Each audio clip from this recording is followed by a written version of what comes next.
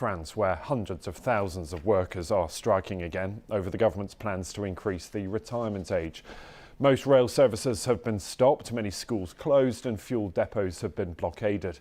Well, unions hope that today will be the biggest strike day yet, with up to 1.4 million people expected at demonstrations in Paris and elsewhere.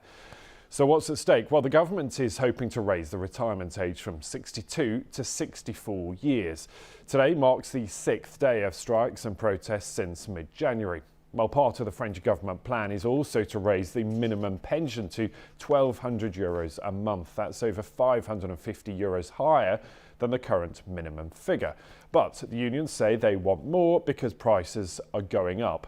Well, let's speak now to Gregory Bakhtari, who is a member of the FSU. That's the main teachers' union in France and works as a teaching fellow at the Panthéon-Sorbonne University. Thank you for being with us.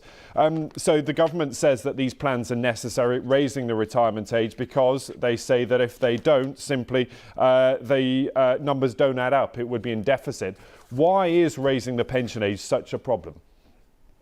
Well, it's a problem because it's very unfair, because the majority of people who are going to suffer from this new reform are especially people from the working class and the lower middle class, and also especially women who have worked part-time, who have stopped working at some point in their career in order to raise their children.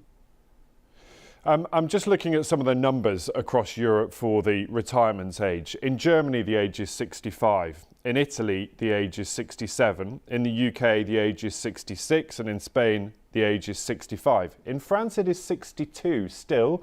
So actually, all the government is doing is proposing to bring it some way closer to being in line with the rest of Europe. No? You could say that, or you could also say that what's happening in the countries that you've just quoted is something that is already very unfair, and we don't want to have that in France. We want something which is fairer to the workers. So that's why we are very determined to keep what we have. Because we don't want the situation for the vast majority of people to deteriorate more than it has already deteriorated. Yeah, you say this is about being fairer, but I wonder, and I put it to you, we're all living longer, we're all able to work longer, and therefore we are contributing to the system longer, because you would expect to be able to draw that retirement pension much later than perhaps in the past. So it's only fair that you work a bit longer to pay for it. Well, the thing is that you have a debate about the rise of life expectancy. But what we think is that the real debate is about a healthy life expectancy. And this is not rising, okay? What we want is a period of time for people out of work, when they can do whatever they want, and they won't worry about how much they will make and if they can live a decent life.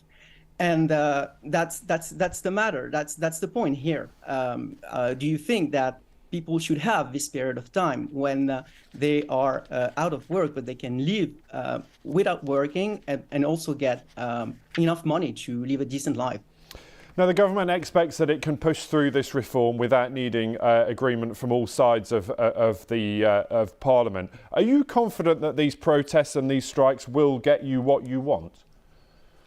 Well, what we think is that there's, and actually the opinion polls and surveys all show, is that there's widespread public support for the movement, and that what we can see now is that more and more people, millions of people involved in this movement, and also people supporting this movement, are convinced that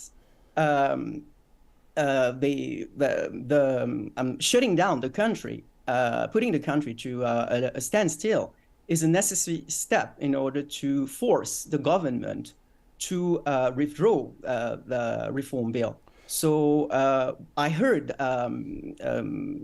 people striking in refineries, for instance, saying that they are ready to renew the strikes as long as it takes. Mm-hmm. So Gregory, we will keep an eye on it, as I'm sure you will too. It's good to talk to you. Gregory Bectari, there, member of the FSU, that's the main teachers union in France. Thank you.